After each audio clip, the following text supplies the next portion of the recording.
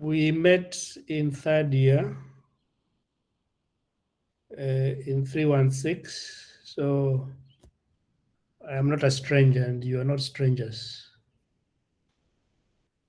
So this is a course referred to as information systems and organizations. The code still in your timetable, I think it still shows as CSC 417. But I'm told this is the right code, the code that is shown here. But that we can sort out as we move.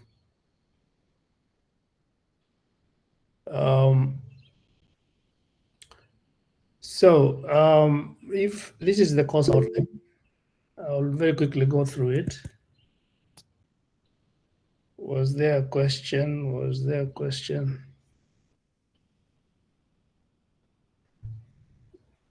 Let me look for.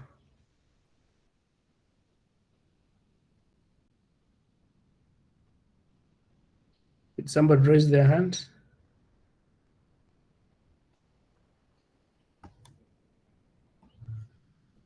I'm looking at the chat to see whether there's any comments because I heard a noise. No, it's not a question. Okay. So we can move on. Yeah. Okay, thanks. Okay, very good. So I'll go through the course outline. And one of the questions that is important, why is this course important? As you move to finish your degree, you'll be working out there in industry in one aspect of ICT or another. And it is important to understand information systems, how they interact with organizations, their roles in organizations, the impacts that they have in organizations. A lot of you will be dealing with information systems either as developers or system administrators or whatever role you will have in an organization. You will one way or the other interact with the information systems. And even if you diversify into other areas and you are not necessarily in IT, you will always interact with information systems. So it is important to understand how those systems interact, their roles, their impacts in organizations. There are a lot of people might think information technology or ICT is about technology. And a lot of you come into this course or into this program of computer science thinking that largely you are going to be looking at you'll be looking at technology largely. But that is not correct. You will need to understand the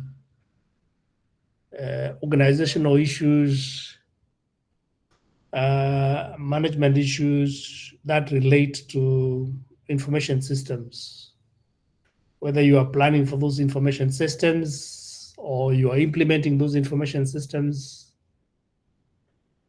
and also how this course probably relates to other courses in this program, in the program of computer science. When we started this computer science program in around 1992, beginning of the 90s, a lot of the courses were largely programming courses, technology courses.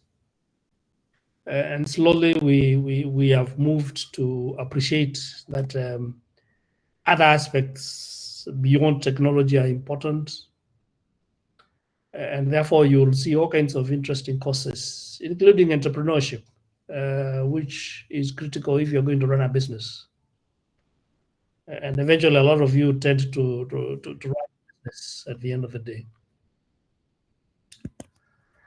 I have to be disturbed by these people who are joining at this time. In future, I will not be admitting anybody who comes 10 minutes after. They can stay out of class because these are disturbance. It's like somebody opening the door all the time. So I'll be very strict with time. We started today 9:05, 9:10. I don't want to admit anybody. So please be on time. Time is one of the biggest resources that you have in life. And if you don't take care of it, if you don't have any discipline on it, you'll have lots of problems. The other aspect is, can you be able to evaluate the role of information systems in your organization and advise anybody on this? Whether internally or externally, you'll need to know what is the role. Can you evaluate the role of information systems? I've gone to several organizations, and the head of IT is asked, what is the role of IT in this organization? What is your contribution as an information systems department or an ICT department, or whatever the name is adopted by the organization? What is your contribution to what we do as an organization? And for you as an IT professional, you need to be able to evaluate and be able to communicate and advise your management on the impact and the role that information systems or your department is having in the whole organization. So it's very, very important to be able to do that. And of course, broaden your understanding, your knowledge on the role of information systems in your organizations and how you can maximize the contribution of those information systems in the organization. And therefore become a more useful, a more competent professional in IT. So this is the reason why this course is there. Any questions so far? I like, as you remember in third year, I like an interactive class. Any questions so far? Comments?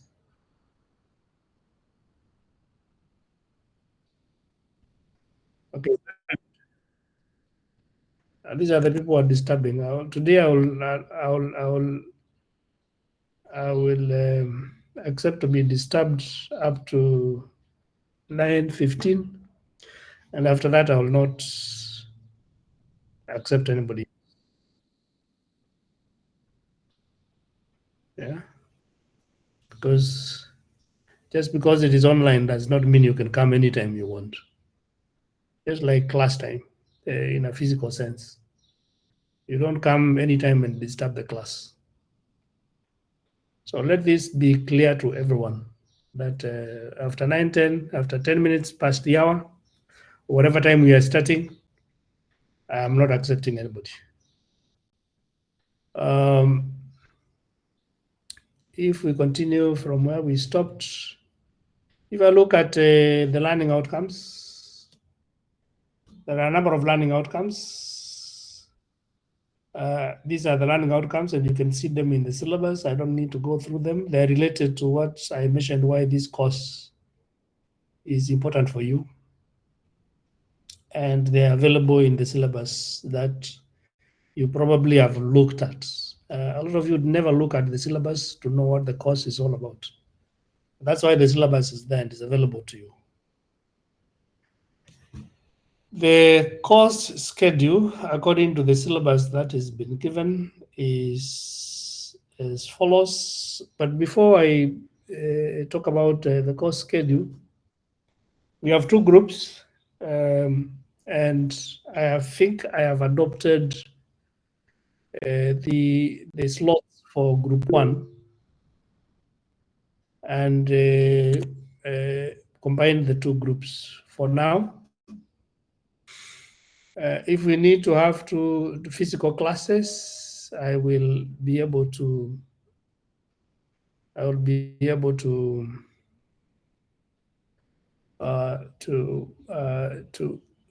follow the timetable for the respective groups. Ahmed, you wanted to ask a question.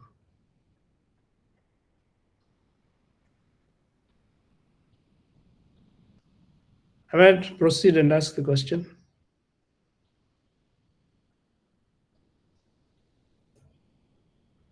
So why did you raise your hand if you didn't want to say anything?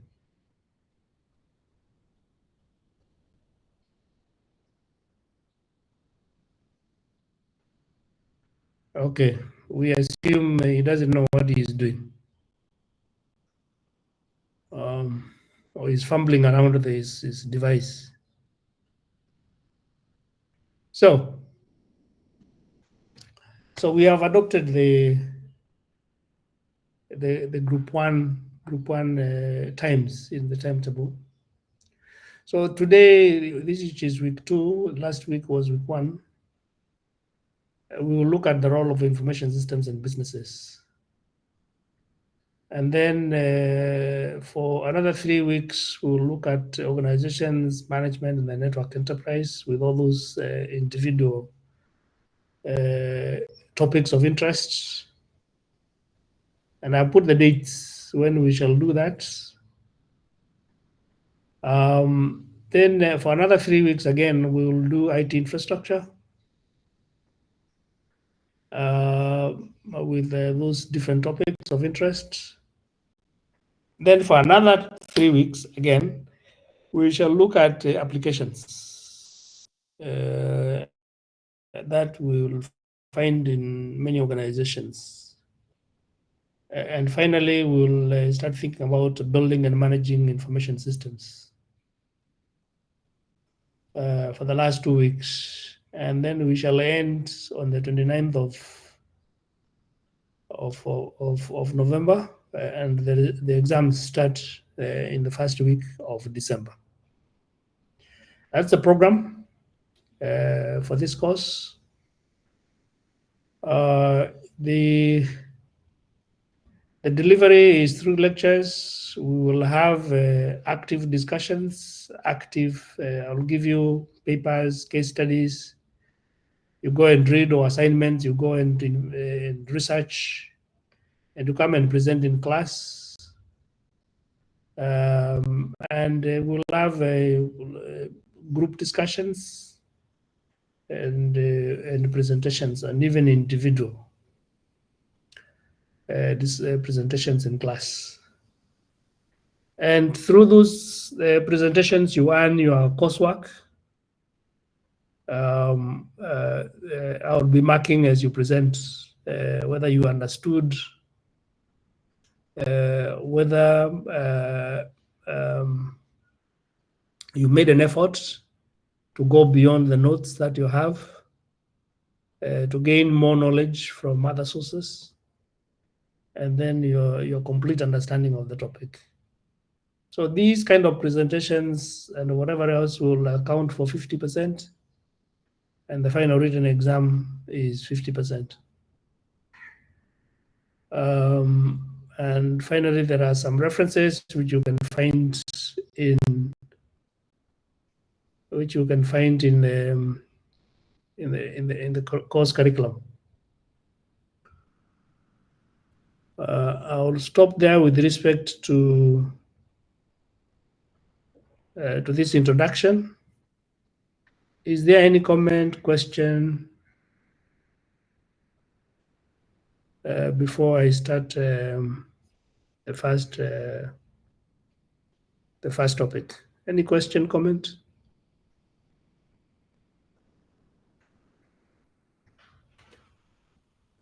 I'm not admitting any more students into the class.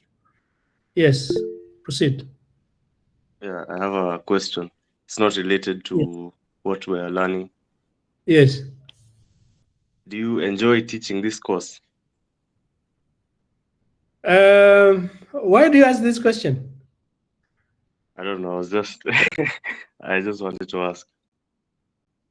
Yeah, I enjoy teaching this course. Did you get the impression that I don't enjoy it? Just curious.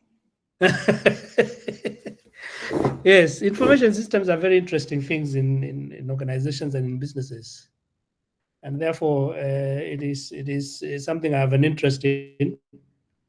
I have been involved in information systems for a long time, and therefore this is something that I always want to talk to people, bring out experiences that I've gained out there in industry. Yeah, I enjoy. Yes, the simple answer is yes. Thank you. I hope you will enjoy enjoy this course. I hope so too. Okay, very good. Anybody else? You can ask any question, as long as I can. I can. Yes, proceed. So would we need, would there be any groups or it's just individual work? There will be groups, but I know a lot of you are lazy bums, and you tend to be parasites in groups. So I try to avoid groups as much as possible because you people are not. I don't know. You're not mature enough to know that you're supposed to contribute in groups, and some of you want to earn marks from nothing. That should not be encouraged. That is not a good thing. But we'll try to do as much as possible. Individual is a challenge because you are too many. In the earlier days, we used only to admit about 20 students. And therefore, individuals could easily make presentations in class and we can finish them in 1 or 2 classes. But now you are too many. I don't know how many you are. How many are you in total in 4th year?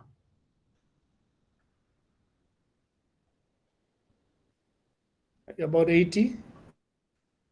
70 something last time I checked. 70 something. So 70 something is quite a lot to go through. So we'll see. We'll see how it goes. Even in 316 in 3rd year, I used to give group discussions about creating businesses. But some people would do nothing in groups and come and present things that they do not understand. And I could always tell whether you have understood the topic or not. So we'll do as much as possible individual. Some of you love groups because you know you can get away with murder.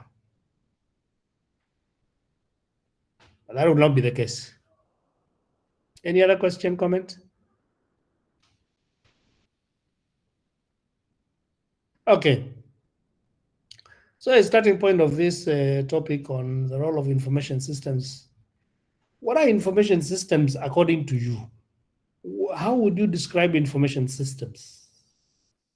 The topic you have had, you have interacted with, but how would you describe what information systems are from your own perspective? And remember, I want interaction. So anybody wants to go? Yes, please. According to me, an information system Mm-hmm. is one that enables an organization to keep track, audit, and manage resources within the organization Mm-hmm. in a broad sense. Mm-hmm. It can be networked or it can just operate within an air gap that prevents it from being infiltrated. And there also has to be accountability within an information system so that if there are any changes, it's easy to track whoever made changes within the system of the organization. Very good, very good, very good. Thank you very much. You guys, you all interacted with the information systems during your internship or attachment, whatever you call it, and therefore you came across information systems in those organizations. Anybody else who wants to tell us what the conceptualization of information systems is? Yes, Taylor. I'd say, in my opinion, And the information system primary goal would be to efficiently store and manage data to allow for you to easily process it whenever you need it. But at the end of the day, just for ease of use and efficiency when it comes to manipulating your data. So it's around data and efficiency. This is what you are Yes. saying. Yes. Okay, very good, Odhiambo. Anybody else? I want as much participation as possible. Give your view, whether it is correct or not. Orina, reason. It's okay, in my opinion, it's a group of collective technologies that work together to handle and manage data and information. So you are talking about technology coming together, different technologies coming together to manage data. Yes, yes. Very good, very good. Anybody else? Anybody else? I want as much participation as possible. Anybody else? And I can pick anybody at random.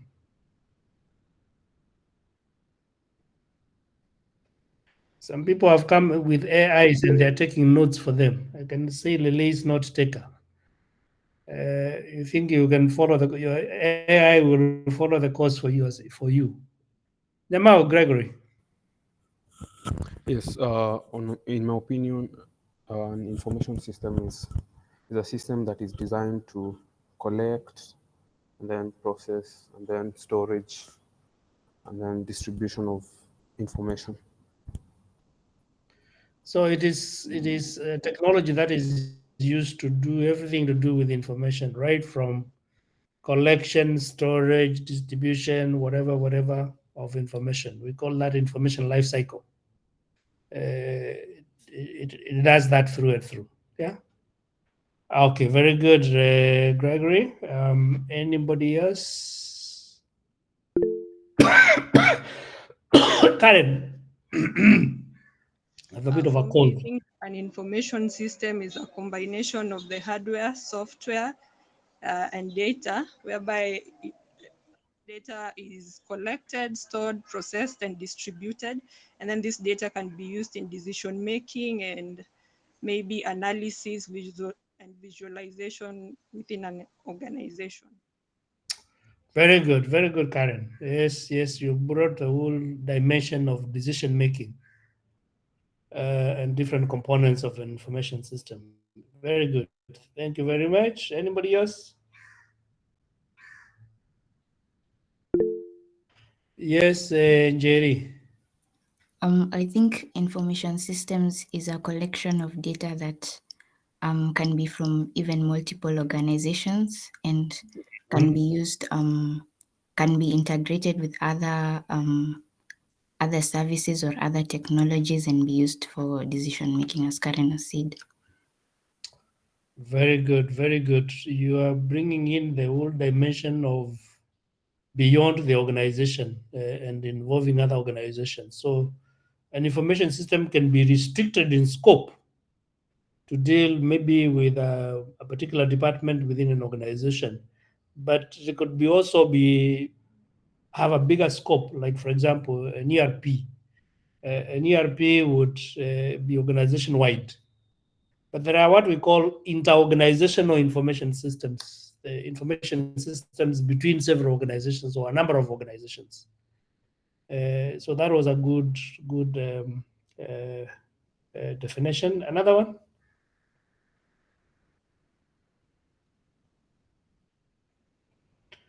These ones with no takers, I can't ask them questions. Yusuf, I can't answer your not taker questions. But we'll see whether the note taker will come and do the exam for them. Anybody else?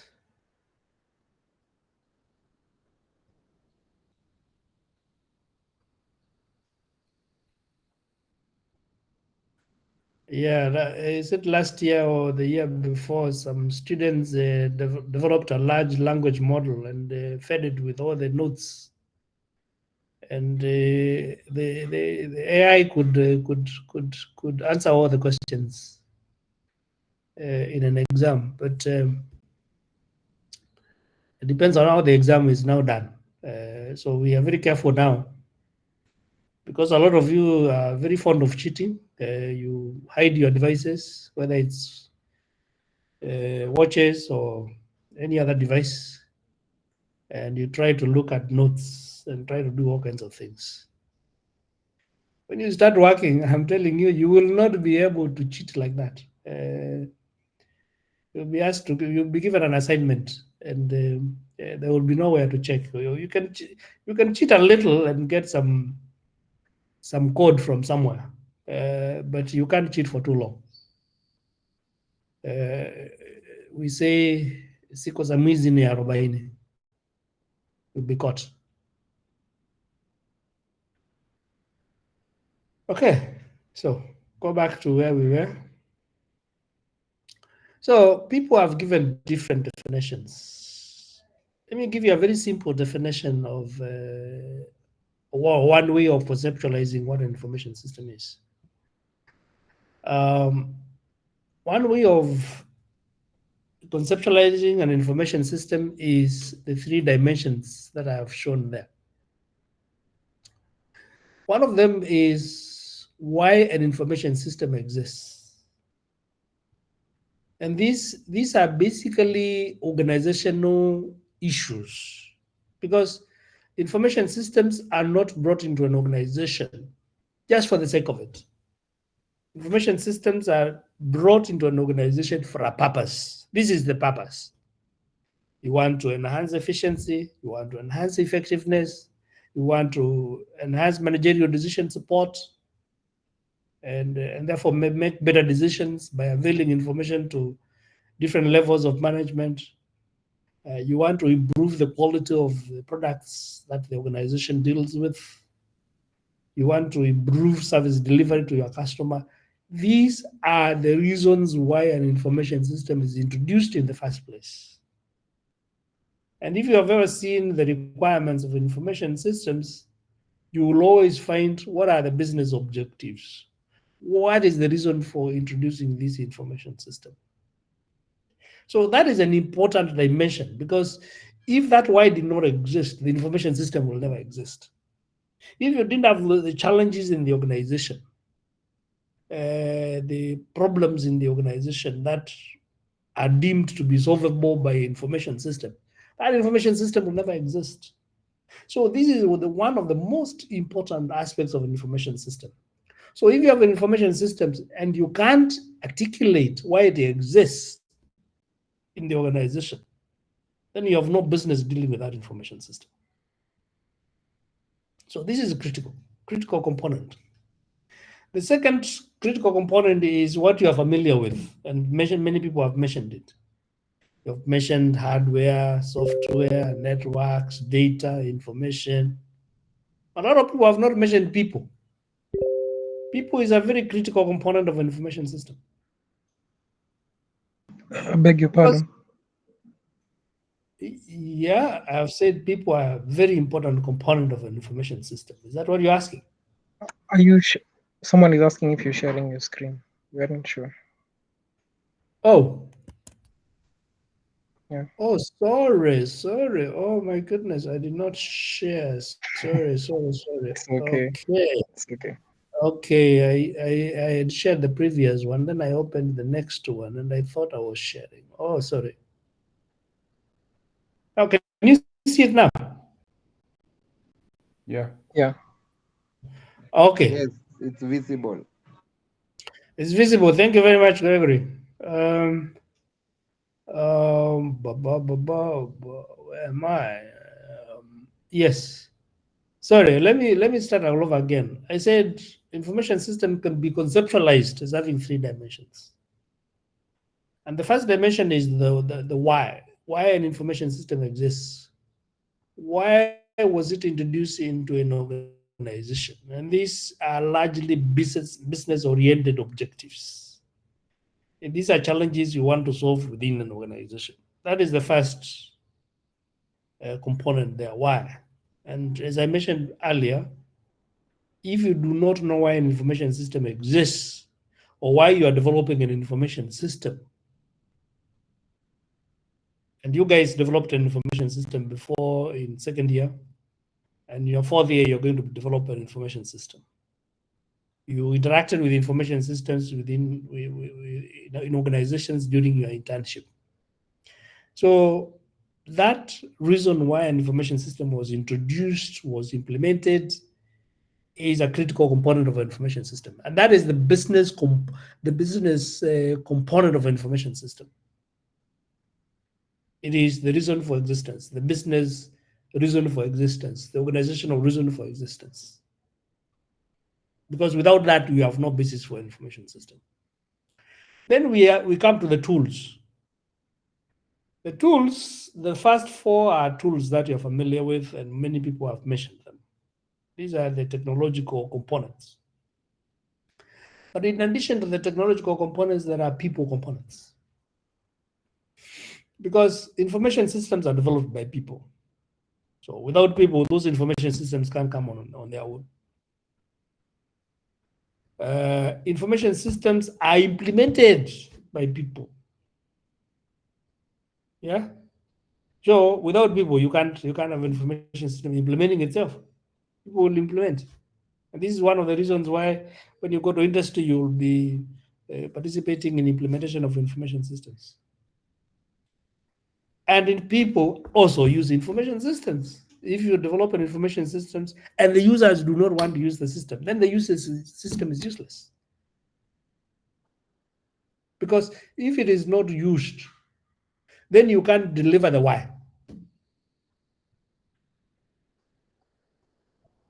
When you're developing the information system, you are guided by the why.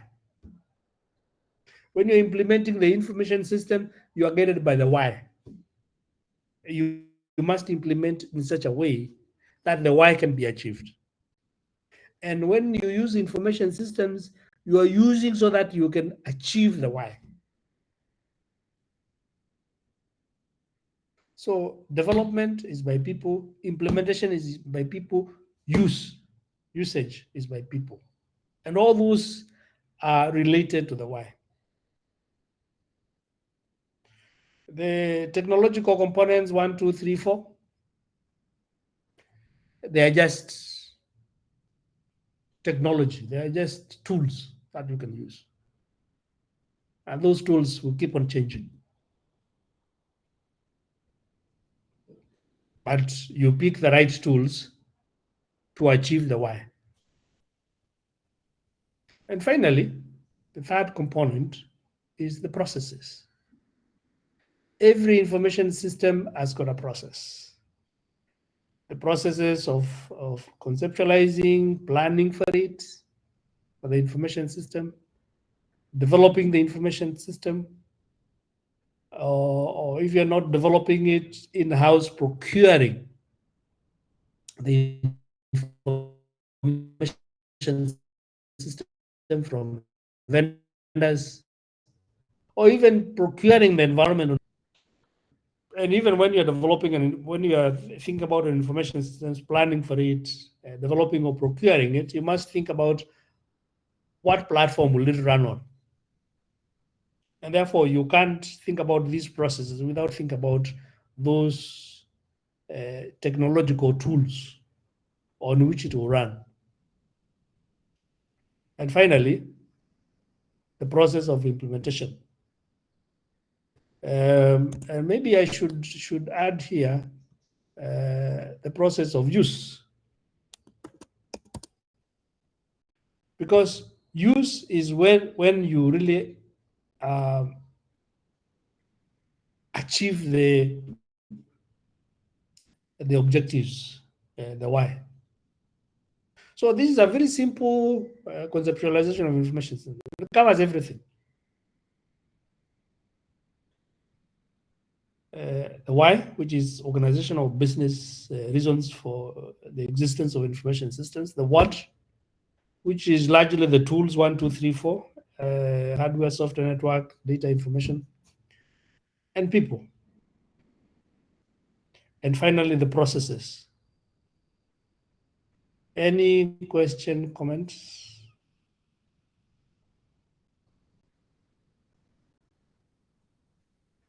Does this capture everything about what you knew an information system is? Does this contradict what you knew?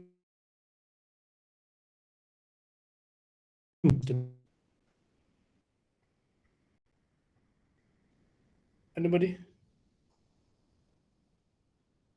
Could you just expound more with regard to improved product quality again?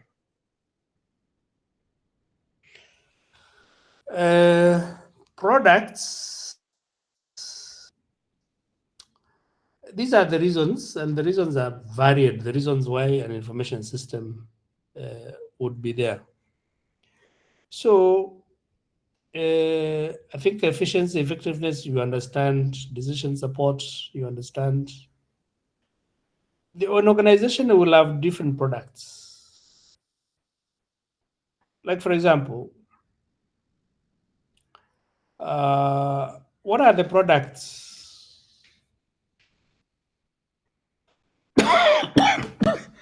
of an organization like Safaricom? What are the products of an organization like Safaricom? Which I'm sure. M-Pesa, airtime. Yes. Can you think of using information systems to improve those products? To improve, for example, let's take M-Pesa. What features? These are features. You're talking about the product features. Can you use technology to improve the product features so that it is useful to the customer, it is appealing to the customer? But the product is to be sold. So the focus is on the customer. So you're using information systems or technology in general to improve the quality of that product, the features of that product, to be more appealing to the customer so that you can sell it more. Give me an example. I'm turning the question back to you.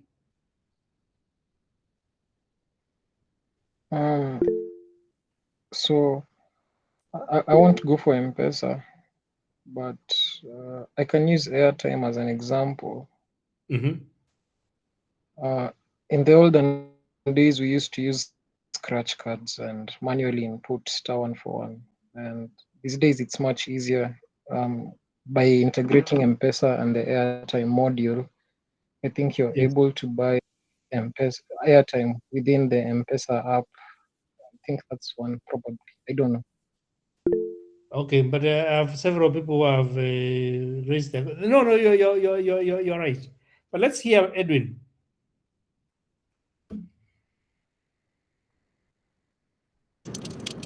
An example is the way M-Pesa, when you're trying to send money to a subscriber, you input their phone number, and then it is going to check, it is going to query the Safaricom database to get the name of the person you're sending to from the number you have inputted. Then that information will help you to clarify if it's the correct person you're sending money to. If you see a different name, you'll know you might have missed a digit. Very good, very good. And that is an information system. Now you're using an information system to be able to do that, to go and validate that name you have input against another database that already exists. Yeah. Tevin now is very happy. Any other response? Thank you. Yes, Odiambo. And same regards to that same M-Pesa, with things like the M-Pesa app and Safaricom app, they give you graphs and give you an outlook of how you've been spending your money, so you can be more hands-on about your budgeting. And for some people, that's like their main attraction to using things like that in the first place. Yes, you can see those graphs and you can see, my goodness, shopping. I'm spending too much shopping, too much money on shopping. I'm spending maybe too much money entertaining, buying lunch and dinner or a drink to friends, and therefore you can see the big spend items, the big expenditure items, and say, do I need to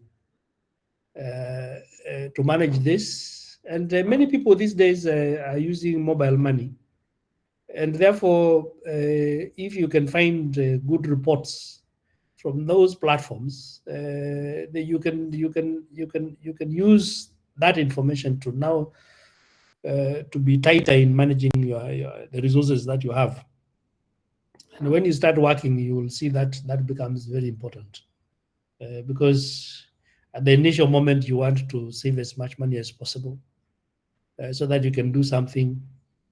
You can maybe save for something. For the initial things you guys want is facilities in a new house, getting a wife, getting a husband, and those kind of pressures that you have or desires that you have.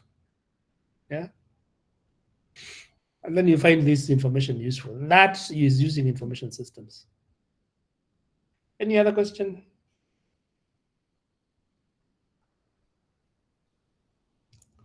Okay, we'll move forward. So that is a very easy way of conceptualizing what an information system is. Now, there are many types of information systems. There are those information systems that at operational level. You can imagine an organization as having 3 levels. The lowest level is an operational level. This is where you use information systems for basic operational transactions. And we call those, like, for example, transaction processing systems, process control systems in a manufacturing environment, or an enterprise collaboration system or platform. Like what we're using Google Meet is an operational level kind of support system.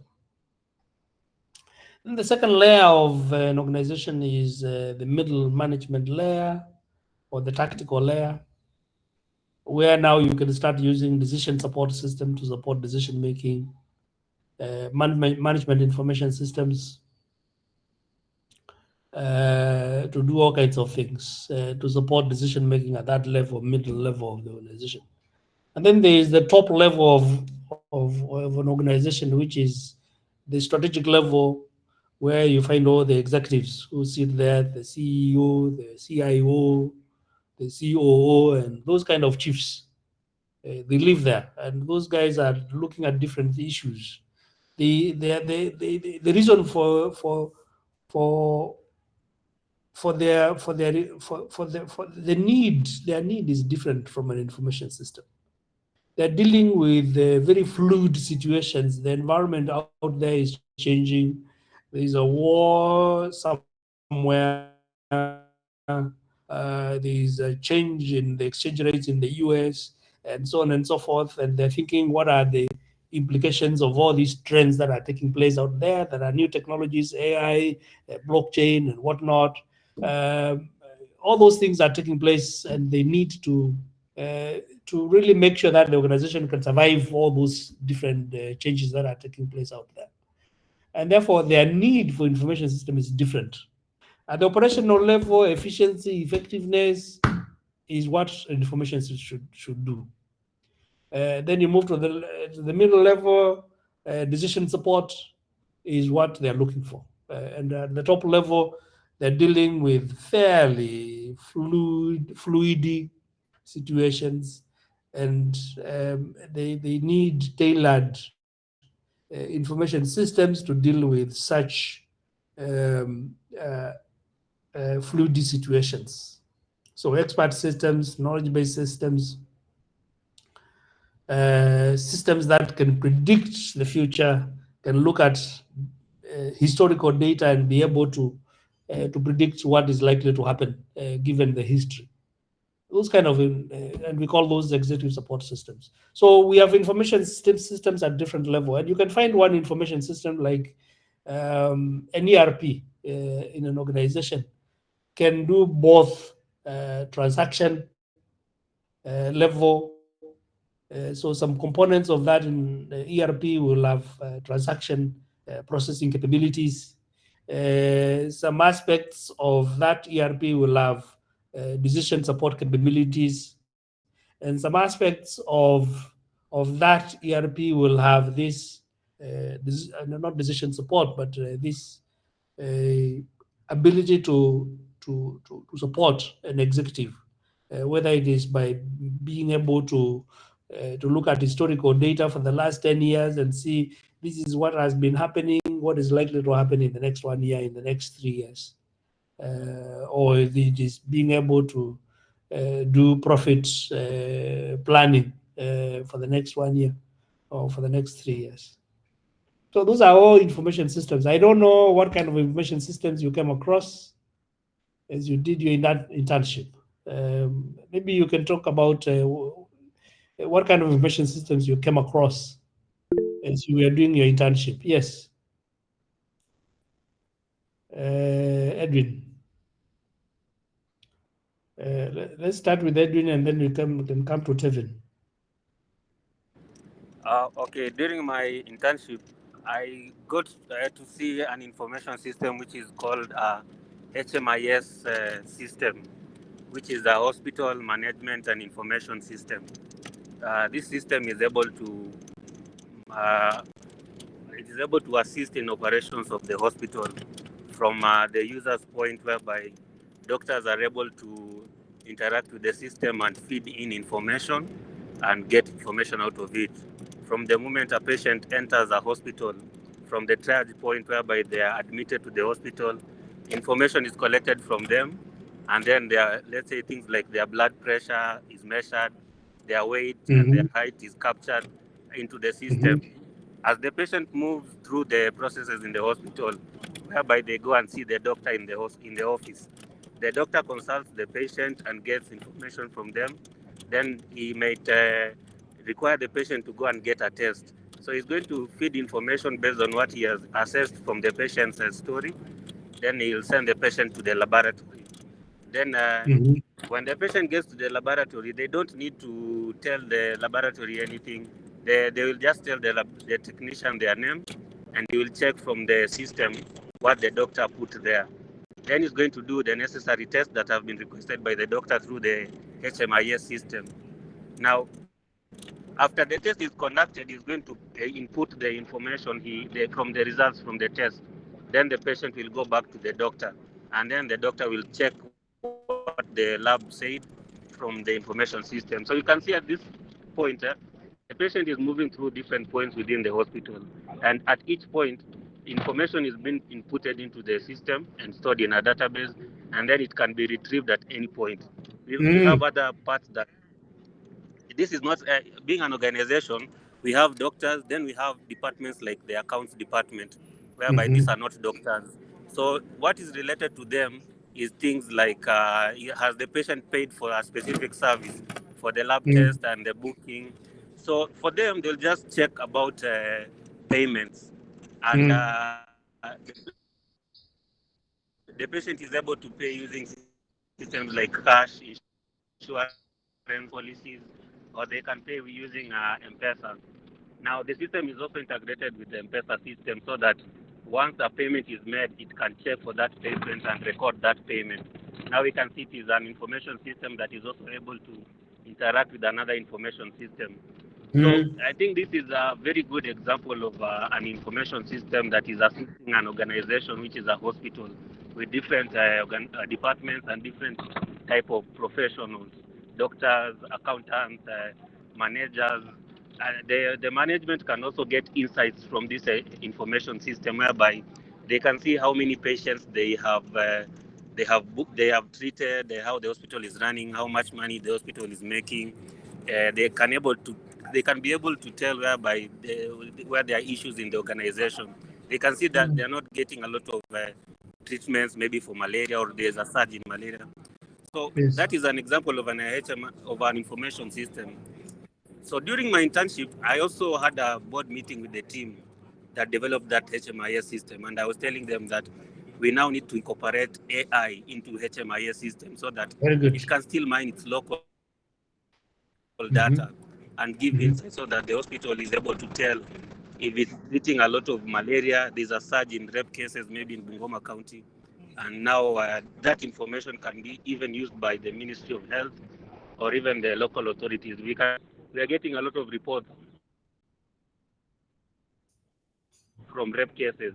We can be informed that there's an issue with rape in that area, and necessary authorities can be informed. So we can see that this is an information system that is assisting an organization to run its operations, and the information through the system is becoming useful. Yeah. Thank you.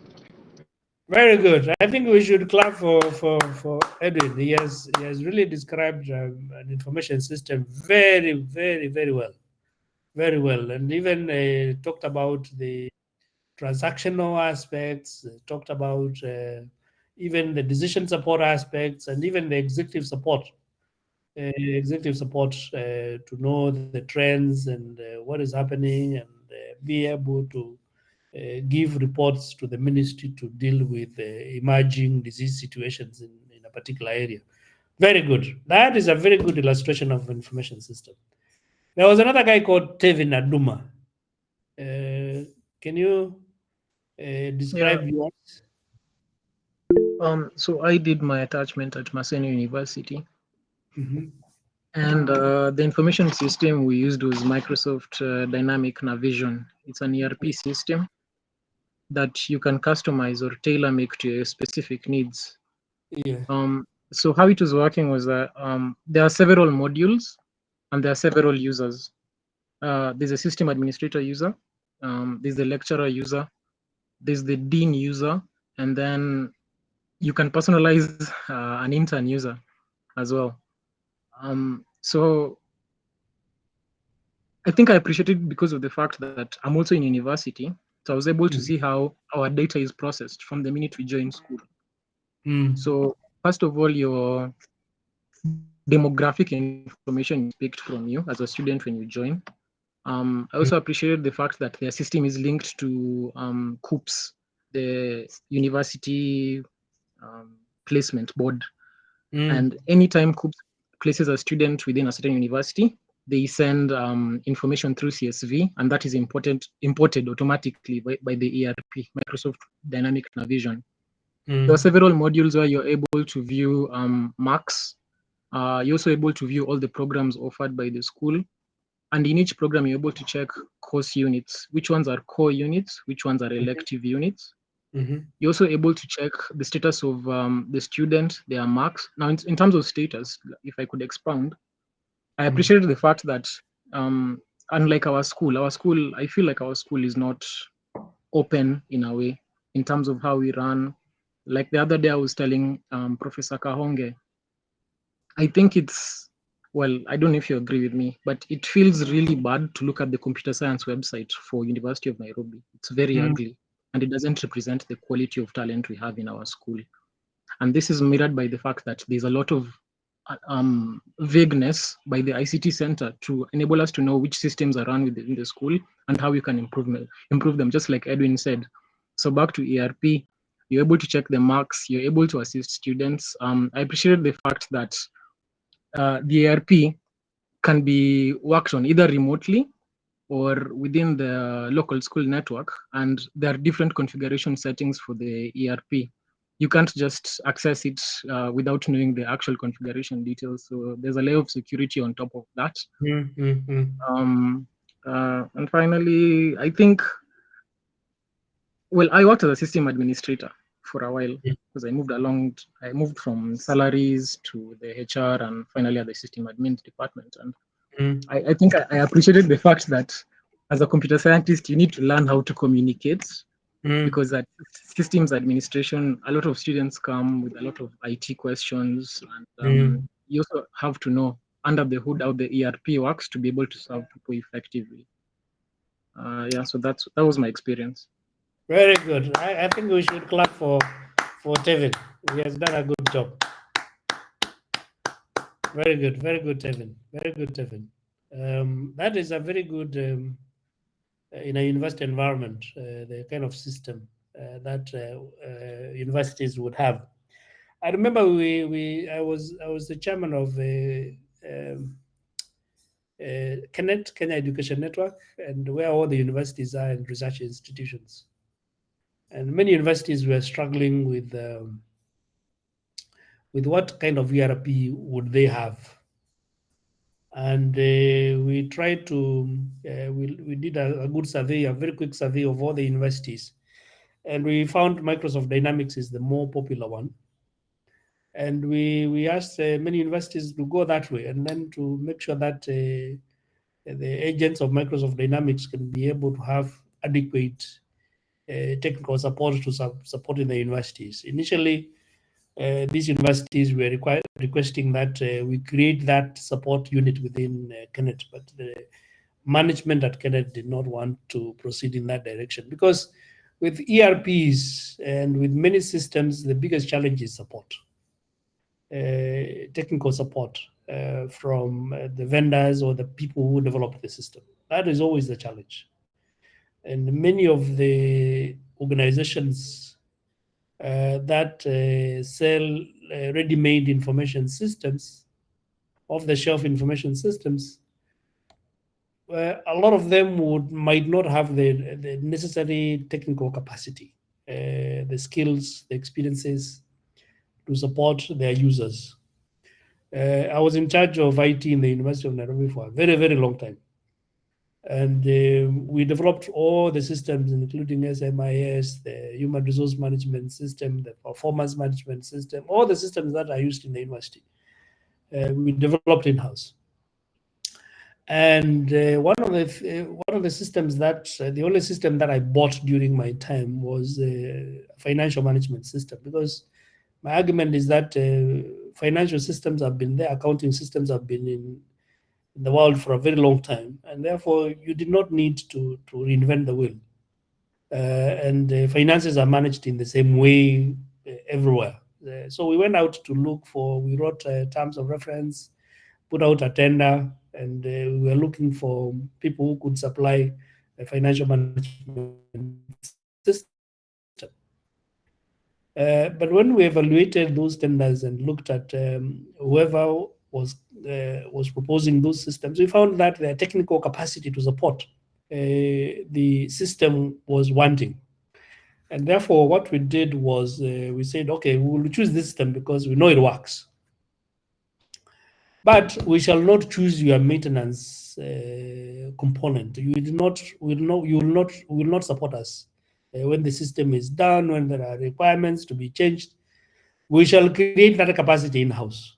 Therefore, I chose a big team of people. I took them to South Africa. I trained them. I took them to UK, trained them so that they can become the local support for that financial management system. And that system is still working in the university 20 years later. So organizations would tend to have, I think Microsoft Dynamics has got adequate capacity in the country. Some of the agents who sell those systems might not have the capacity. So you have to choose your vendor very carefully. Because selling the system, anybody can, in the briefcase can go to Microsoft and say, I want to be able to sell this system. But you must look at the capacity they have to support you, the technical capacity they have to support you. But even given that, you are saying our website is not very nice. Our school website is not very nice. Can you volunteer and go to Professor Kahonge and say, Yes. I want to help. I want to help. Can I help? I think we should do it as a graduating class, or we can do it for people who start from second year. Because honestly, Professor Waema, how do you feel looking at that website? No, it is a bad website. I accept. Can we get a few of you to go to Professor Kahonge and say, between the three or four of us, we are ready to salvage the image of the school. Devin is one of them. Yes. Yeah. Yes. Frederick. Anybody else? Anybody else who wants to volunteer? Yes. Muhanji. Mutuku, do you want Alex? Do you want to volunteer? Yes, absolutely. So Tevin, can you be the one to coordinate this? Thank you. Yes, I'll be coordinate. Bora tu tunaifanya pamoja, because honestly, we are the best school in Kenya. Okay, can we give you that as an assignment, and you come reporting to us in this course? You come and report to us in this course. How far you have gone? Yes, sir. Yeah. Very good. Very good. Very good. I can see somebody else, Bikuri, send a message. I haven't read the message. Can you tell us what it is that you are sending? I'm saying it can be a fourth-year project. It can be a fourth-year project. Aduma, Tevin, when you meet, Yes. you can think of whether you can conceptualize as a fourth-year project, a group project. But everybody has got their component to do. Yes. Yeah? Yeah. By the way, this is how I developed the SMIS. I developed the SMIS beginning in the 90s with the fourth-year students. I started with fourth-year students and master's students. And everybody had their own components, right from developing the requirements, to designing the system, to implementing some of the modules. And we developed it over very many years because it's a huge system. And we started with one of our first graduates in computer science, a classmate of Dr. Wanjiku, called Professor Mudhoni. I don't know whether you see a sign on the board. She disappeared into South Africa. And I had many other students who participated in this, including the current director of IT. But that one came later. He's a baby. He came later, many years later, to participate in development of this system. Initially, our idea was to sell this system to other universities because no university had a system. Only much later, USIU bought a system for, I think, at that time, either 15 million or 20 million, an ERP for the university, which includes student management. And the public universities could not afford. And I asked my vice chancellor, can we sell this system to Egerton, to Moi University, to all these universities? At that time, we didn't have these small universities that have cropped up in the last couple of years. We had about 6 original universities. And we said we can sell this system to other universities. The vice chancellor at that time was Magoa. I tried to push it before Magoa came in. Magoa said, no way, the late Magoa. I said, no way, I don't want to sell this system. Because it is so important for me. I would be giving out my competitive edge to other universities that I'm competing with. And that was the end of our dream to sell this system to other people. We thought we could also recoup something out of the effort we had put into developing this system, get a few shillings from the effort we used to create this system. If we had created this system out there in the world, we would be making a lot of money. We would be selling this system for a lot of money. But we developed it as part of our duty in the university. And this is the system. I know you have challenges. What challenges do you have with SMIS? Me, I'm frustrated with a few issues. But maybe let me hear about your frustration with this particular system. What does it not do for you? Can I just state something? Yes, Branson. Oh, let Bryson go first. Okay, no, you go. So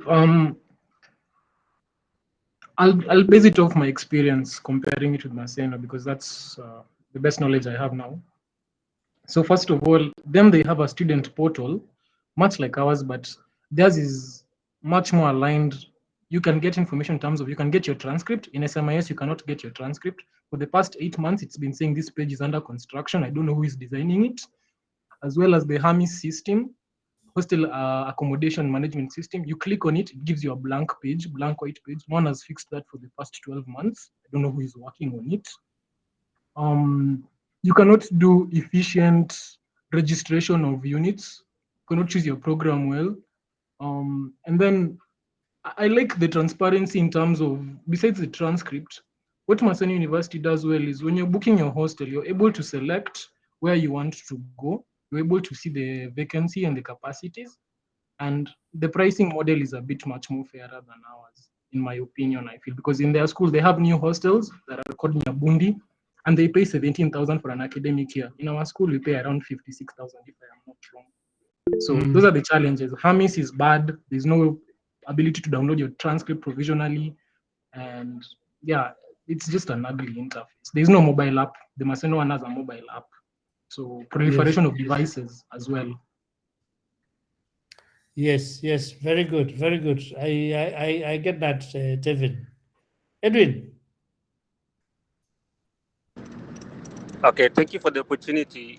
I'll start first by saying we should not be too brutal on the current SMIS system for University of Nairobi, because when this system was being developed and being designed and the requirement elicitation was being done in the 90s, during that time, whatever was put in that system, that was the latest and the best at that time. Yes. So, and as of now, you see, when a system is already implemented and it is in use, you can't just come and start changing the system, changing the modules, writing the code afresh, changing the type systems. But I think we giving opinions right now, we can move ahead with now trying to come up maybe with a better version. Now, on my end, I was thinking about the incorporating AI and machine learning, because these things have just taken off recently. And we can have the system, the SMI system, to be able to, you see, if a pilot is flying a plane, they have those knobs that tell them how the plane is flying, how high the plane is, how fast it is going, the fuel levels. And because it is very hard for the pilot to keep track of all these things, but he can refer at any point, and if in case of an issue, he can get an alert if the fuel is too low or the plane is too high or the plane is flying too low. So for the SMIS system, I would want us to incorporate AI and machine learning, so that from the moment a student joins in first year and registers courses and units, every time they do a cut or an assignment, and the marks are uploaded into the SMIS system, up to the point whereby they sit for the main exam or they do a project, from first year up to fourth year, the system should be mining this data from the database, and then it should have something like a gauge or something like a visualization, a bar that visualizes how they are performing in their current level and how they are performing overall between first year and fourth year. And it can give them insights on the same. Like, say, it can tell you if you continue like this, you will get maybe an E in this unit at the end of the term. Or it can tell them that if you continue like this, you're currently in the range of getting a B at the end of the course.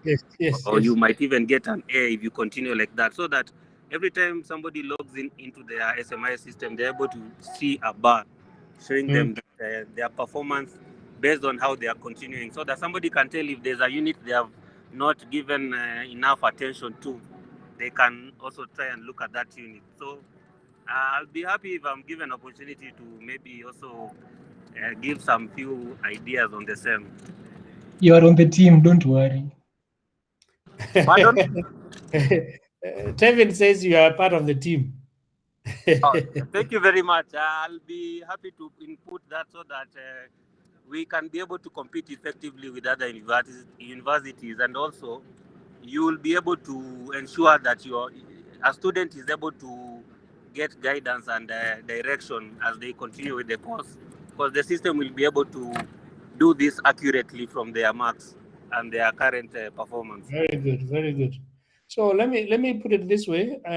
I think that is also a possible fourth-year project, looking at enhancements in specific enhancements on SMIS, and people can develop some prototypes that can illustrate how we can enhance the functionality of SMIS to be more useful to the stakeholders like students. That predictive capability that Edwin is talking about is a useful thing. Maybe I will talk to the director, who was one of our students a long time ago. And we even asked, as members of the faculty, we are a bit frustrated with the system. To see whether you guys can participate in enhancing this system, or at least participate in with his development teams to start developing some functionality that would be useful to you and to others. So maybe I will ask him to join our class one of the days, and he hears the kind of ideas that you guys have. Maybe Tevin, with your team, you can start putting some ideas together. So when I invite him to class, maybe next week, you can say, we have some ideas. We have the following ideas we can enhance the SMIS.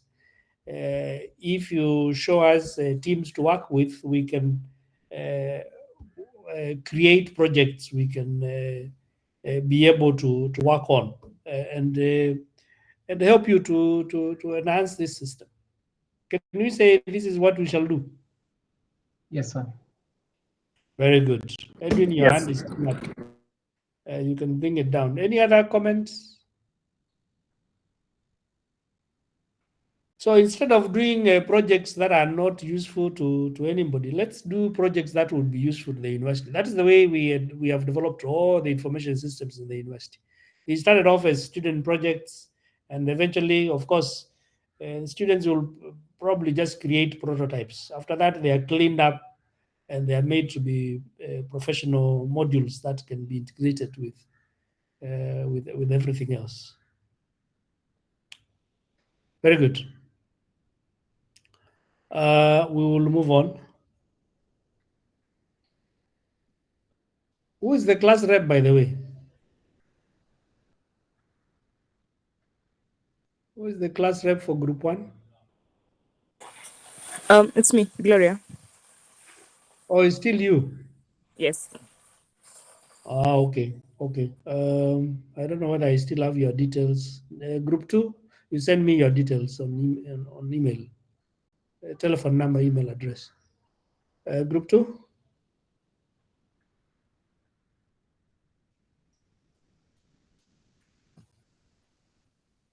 Group 2, we don't have the person. Okay. Okay. The what we are looking at next is the strategic information systems. As we were talking about earlier, information systems can be transactional, can also be tactical, but they can also be strategic.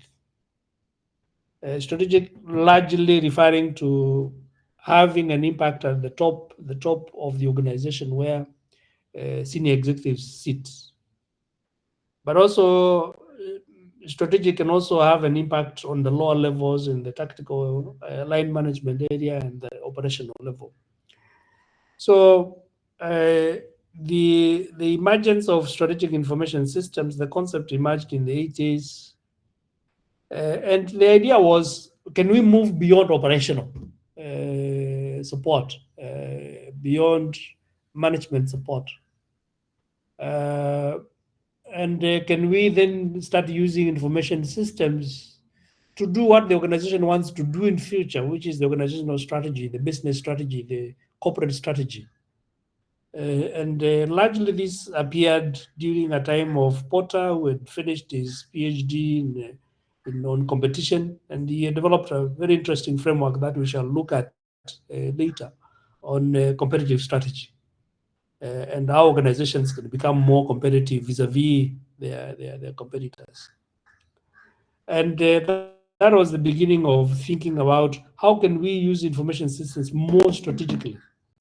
And strategical at that time, at least according to Michael Porter, was to think about, can we use information systems to enhance the competitiveness of an organization vis-a-vis its competitors, and therefore enhance its market share in the sector in which it competes. And over the years, the role of IT has transformed, and we are moving to an environment now where IT is really pervasive in an organization.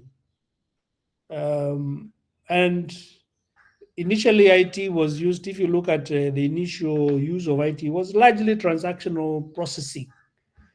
Then it moved to being able to provide decision support. Then it moved to being able to really be strategic to the organization. How can we achieve our goals into the future? How can we become more competitive? To the extent that in some of the organizations that are really information intensive, IT has become almost indistinguishable from the business. If you move into the insurance sector or banking sector, where there's a lot of information, or even more, look at the mobile operators. The business of Safaricom is largely, you can't distinguish that business from the IT, because everything is driven by IT. If you go to a financial institution, even when you go to a hospital, like what Tevin was describing, was it Tevin? No, the other guy. The other guy who was explaining about the hospital. Everything is now information moving across the organization. IT is doing most of the work with peripheral interaction with human beings, an accountant here and there to make sure that you have paid a technician here to make sure that you go for the right test. So the system has become so integrated into the organization that you can't distinguish it from what the rest of the organization.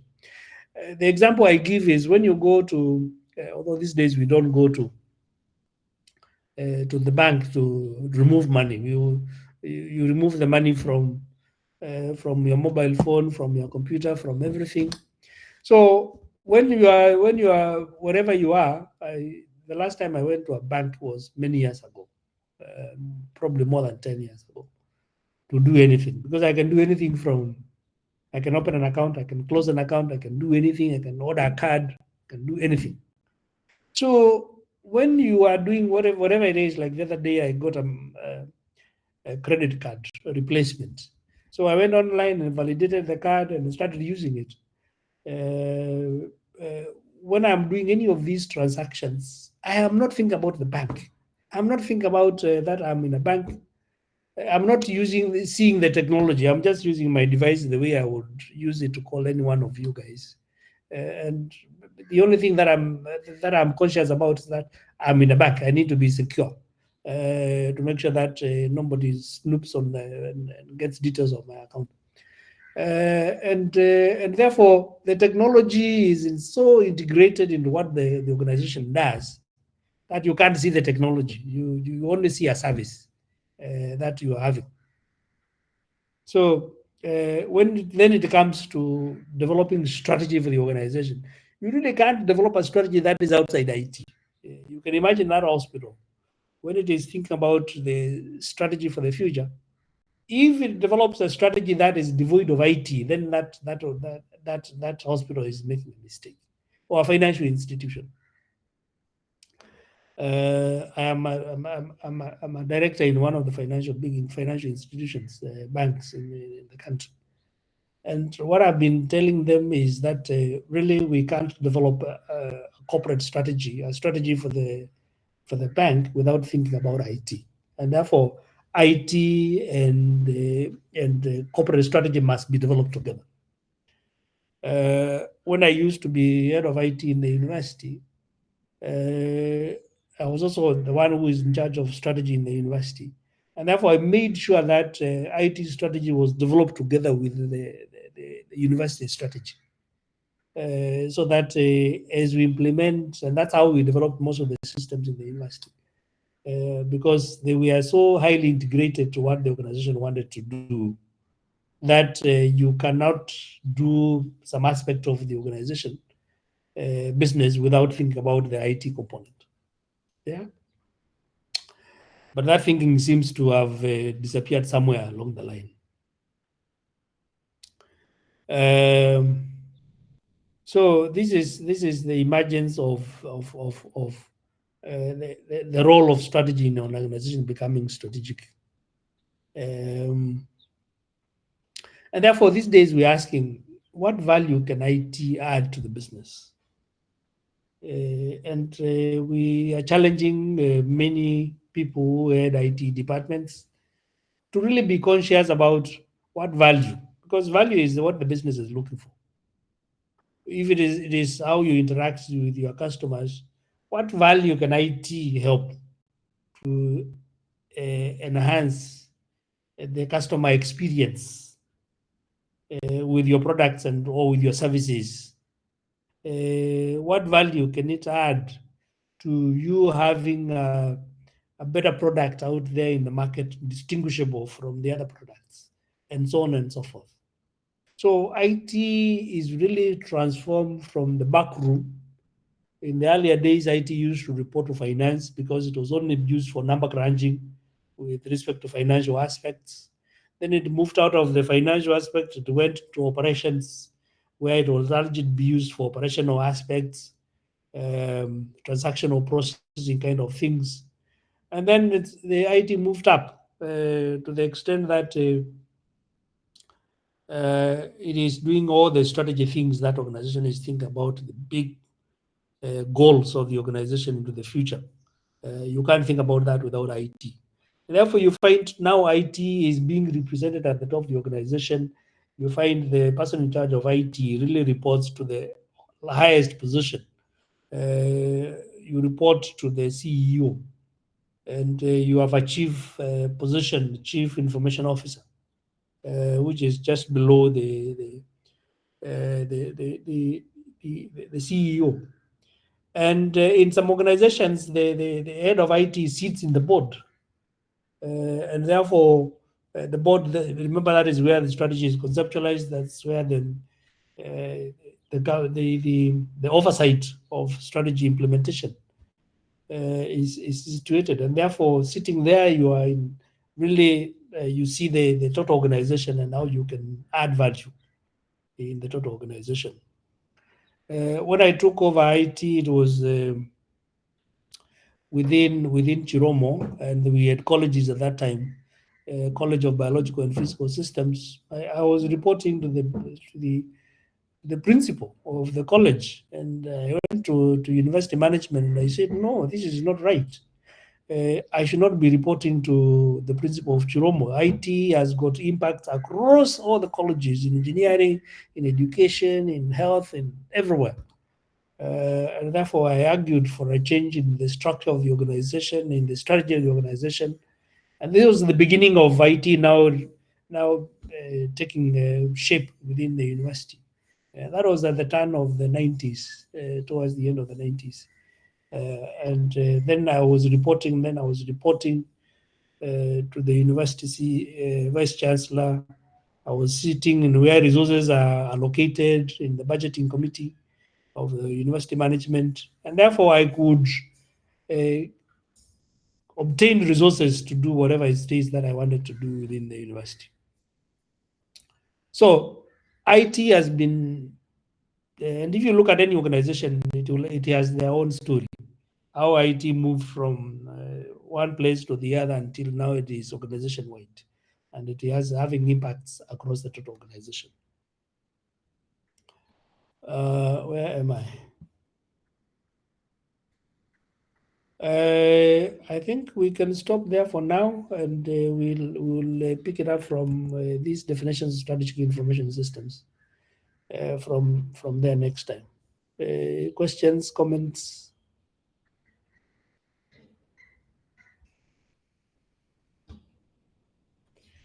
For the next class, Yes.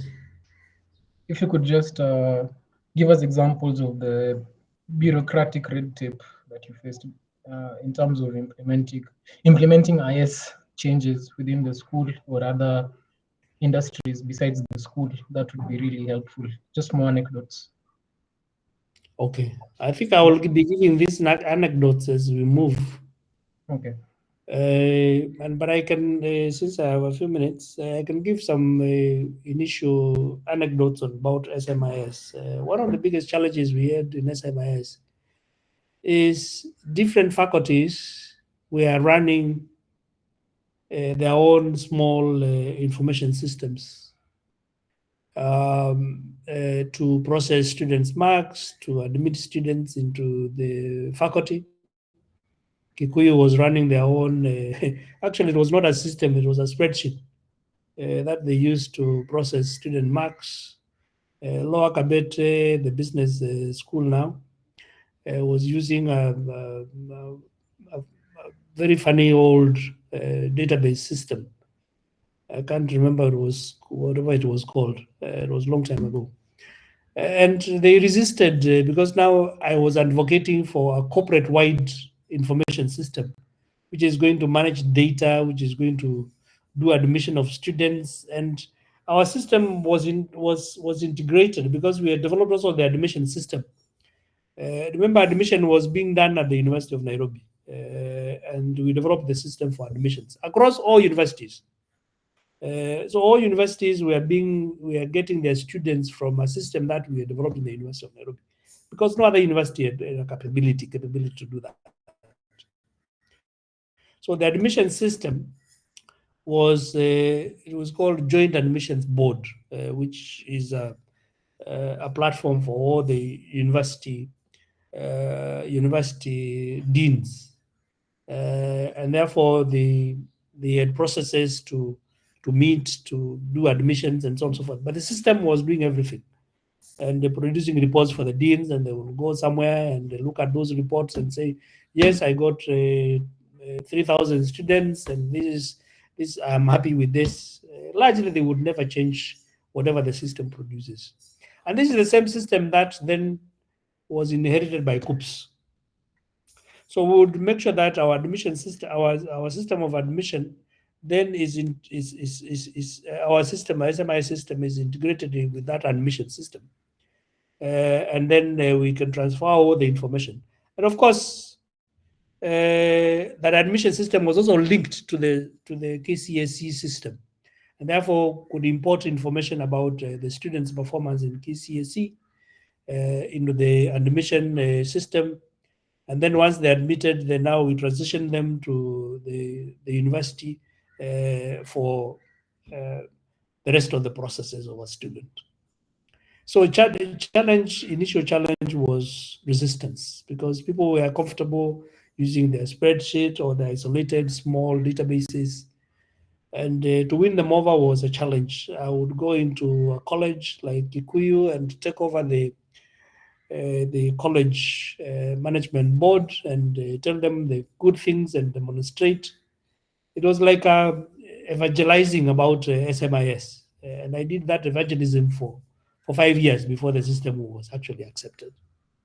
It was a huge challenge until I won the Vice Chancellor's backing. They could see this system is going to be very useful in making sure that students pay fees in good time. They were all concerned about money. And we made sure that no student could be admitted without paying fees. So they saw the good thing about this, the processing of marks and all these things.